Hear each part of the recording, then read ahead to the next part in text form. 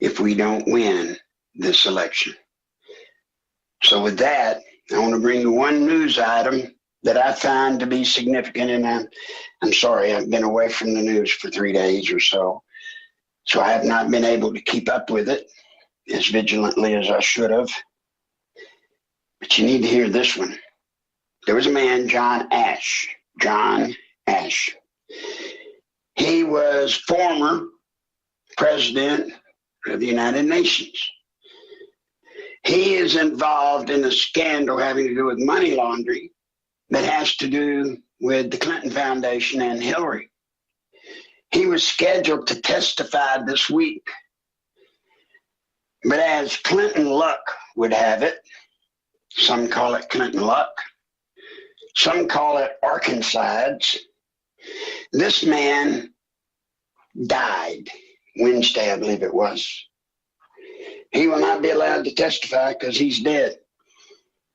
And the way he died, a set of dumbbells fell on his throat, caused him to asphyxiate. Now, I'm not saying the Clintons did it, but there's a term, it's called Arkancide, and you will be hearing more Arkancide term used, more of the Arkancide term used as we near this election. And you'll really hear a lot of it if Hillary gets elected. 52 times I had people that were ready to come out publicly about what they were involved in with the Clintons and or to testify in my lawsuits. 52 times. And right before they were able to come out and testify, guess what? They died a mysterious death. That actually happened, folks. Now, you'll hear these numbers. I think on the Clinton Chronicles, they tout some number like 112 or 100 and whatever. I can't speak to those. I can only speak to the 52 I was involved with. What is an Arkancide?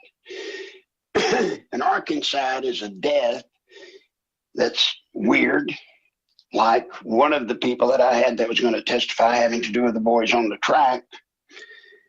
He cut both his hands and his feet off, cut his head off or his neck down to the brainstem, and then set himself on fire and threw himself into a dump. Fannie Malik, coroner of the day here in Arkansas, ruled that death a suicide. Now, the rules are for an Arkancide, they got to die a weird death, like a guy had going to testify in Dallas. A woman, I'm sorry, is going to testify in Dallas.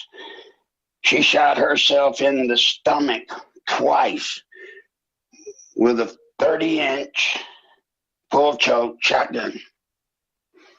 Now, folks, that's hard to do anyway, to reach the trigger, but to do it twice is a pretty good trick.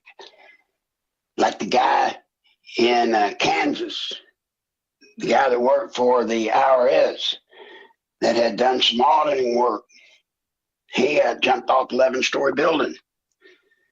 The problem was when they got there, they went and the door was locked. So you think, well, he could have gone out the door and then locked it, except for a problem.